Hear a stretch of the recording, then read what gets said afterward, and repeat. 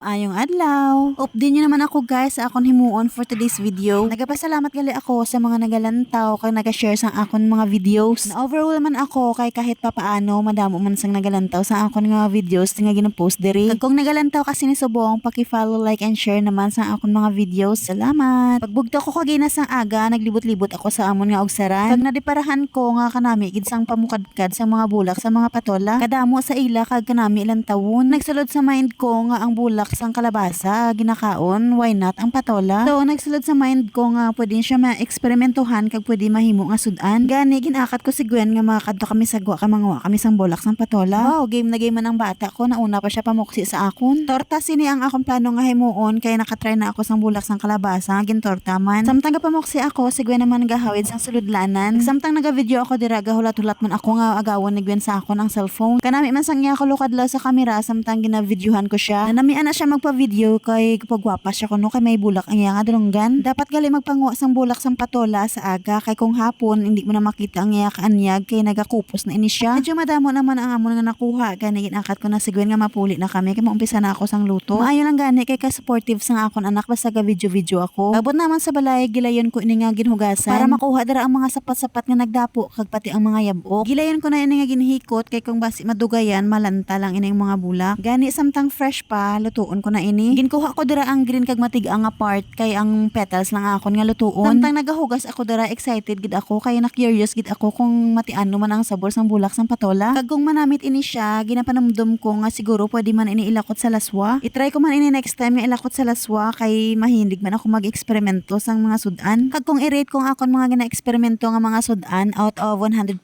siguro mga 75% pasado.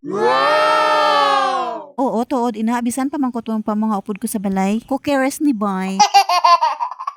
Anyways, kay torta gani dira akon nga himuon naka-ready na akon isa ka bilog nga itlog kag ginbutangan ko ni isang sibuyas kag dahon pag isang sibuyas. Ginbutangan ko man ina sang magic sarap kag ang dalag ko nga paminta kay wala kami sang powder. Tapos ginbutangan ko man sang asin kag ginmekos-mekos na. Tudo na nga mekos-mekos kay para matunaw ang asin kag mag-combine ang mga ingredients. Kag sang natapos na ginhalo ko naman dira ang bulak sang patola. Kag syempre mekos-mekos naman para maghalo naman ang ingredients sa bulak sang patola. Intansya ko lang dira ang mga panakot kag palagpat lang na akon gin pang ubra. Nagpainit na ako dira sa mantika kag bubo ko na dason ang akon nga mixture. Ay, ka-perfect ka nami isang iya nga color. Galing pagbaliskad ko, nagpililit ang iya nga idalo. Nadumduman ko, may kulang gali ako nga ingredients nga wala na butang. Dapat gali, ginbutangan ko inisang harina kay para mag-stick together sila. First time ko pa malang ini ginluto, gani sa sunod, basi ma-perfect ko naman ini. Kag seryoso nga sugid, kanamit gali isang sabor sang bulak sang patola. May pagka-crunchy sa nga texture, kag kanamit man sang akon nga timpla. Kung may mga tanaman ka mo dira nga patola, kag damo sang bulak, testingin nyo ini nga recipe, kay sigurado manamit ang gidangin nyo nga pamilya. Hasta na lang kita diri danay kay makaon pa ako. Salamat sa inyo paglantaw.